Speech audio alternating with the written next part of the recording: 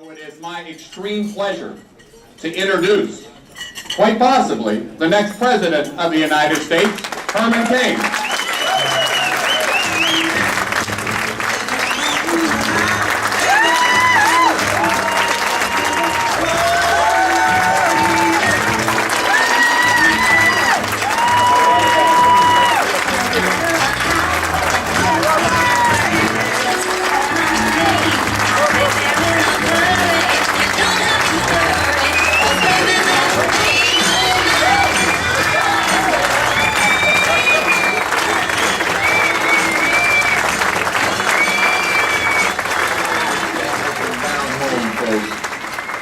You all just don't know how welcome you make me feel. You make me feel right at home. You make me feel as if I am amongst like-minded people. And you make me feel like you might be looking at the next President of the United States. I'm just saying.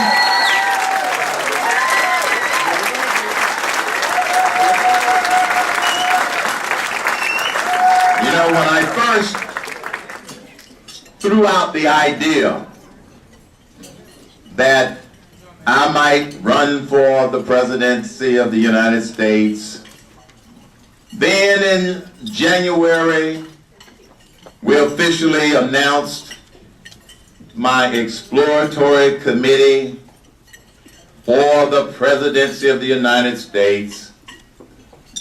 And I hit the road traveling, talking to people, meeting people, sharing my common sense solutions agenda for America. The skeptics and the critics were skeptical and critical that a guy that did not have high name ID, did not have a $1 gajillion, had never held public office before. They basically wrote the dark horse candidate off. And then, just this week, all of a sudden the dark horse candidate shows up, tied for second in an hour poll.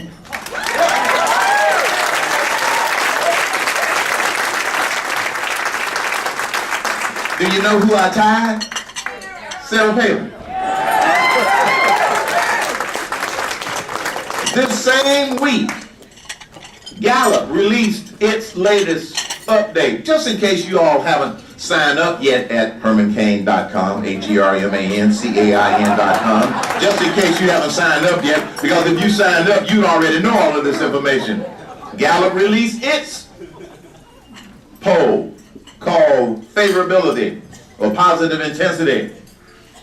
Once again, the black guy won.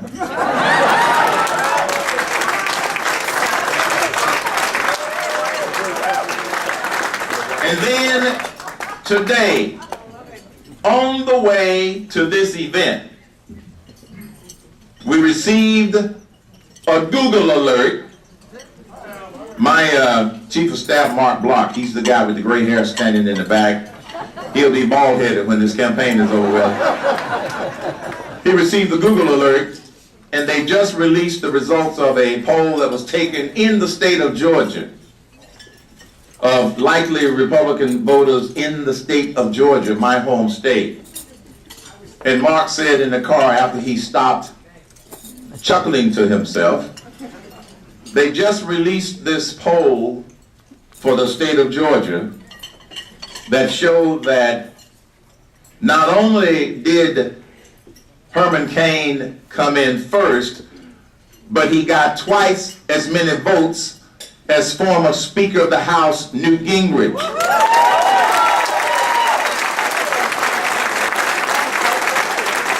Now, I am not one to brag. I am not one to boast. Humility is something that my parents taught me. But to Karl Rove and Charles Krauthammer, what do you think about me now?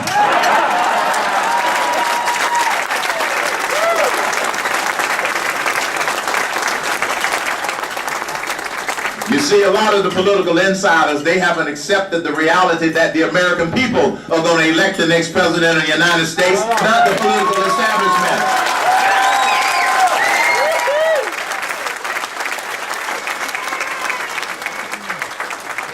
The founding fathers got it right when they said, "We hold these truths to be self-evident, that all men are created equal, that they are endowed by their Creator."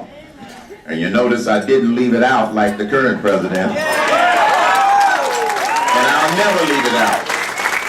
Endowed by their Creator with certain unalienable rights, that among these are life, liberty, and the pursuit of happiness. They got it right. It was the spirit of America that inspired the Declaration of Independence. It was the spirit of America that inspired the Constitution of the United States of America. And just like the spirit of America that was in the hearts and minds of the founders, it also inspired not only the first paragraph of that great document, but it also inspired those words immediately following life, liberty, and the pursuit of happiness, where it says, "When any form of government becomes destructive of those ideals, it is the right of the people to alter or abolish them." We've got some altering and some abolishing to do in this election cycle.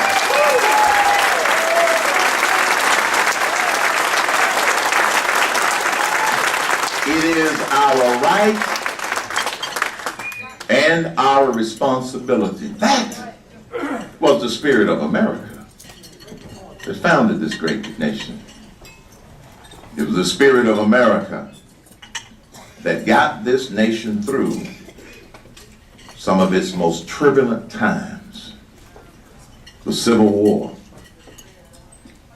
World War I, the Great Depression, World War II, Korea, Vietnam, the Civil Rights Movement of the 60s. It was that spirit of America that got this nation through that awful economic recession of the 70s. The spirit of America has gotten this nation through many of the ordeals that it has faced. And I happen to believe that it is the very spirit of America that started this country is going to be the same spirit that's going to take this nation back in November 2012.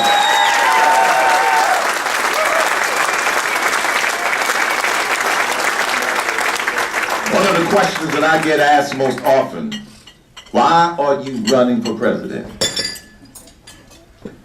It wasn't a lifelong dream. It's because I feel compelled to run for president of the United States, because being on the radio for 5 years, a radio talk show, I had to be prepared to talk about all of the issues every night. And the worst thing that happened to me is that I learned too much about the issues. I was too aware of what this president and this administration, what they were doing to this nation.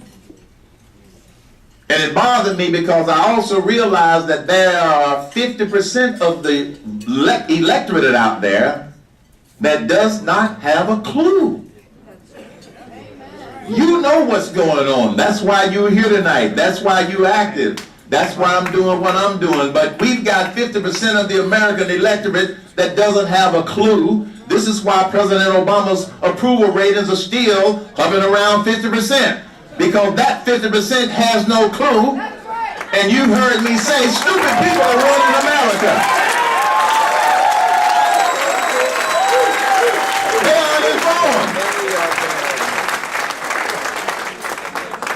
that means that the other 50%, us, have got to outvote them, outwork them, in order to be able to take this nation back. The founding fathers got it right. And one of the reasons that I decided to run for president is because I could not sit back after what my life experiences had been.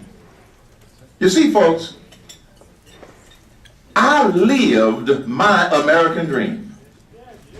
I lived the American dream of my mother, who was a domestic worker, and my father, who was a barber, janitor, and a chauffeur. I have lived the American dream, and I have seen it under attack.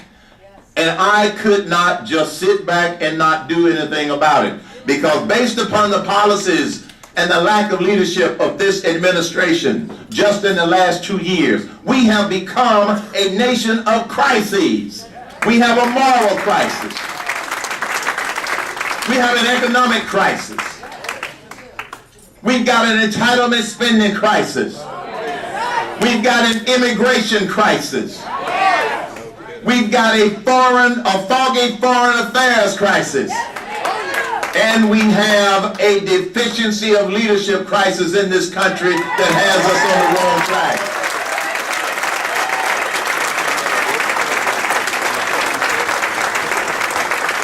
So I happen to believe that we can put it on the right track.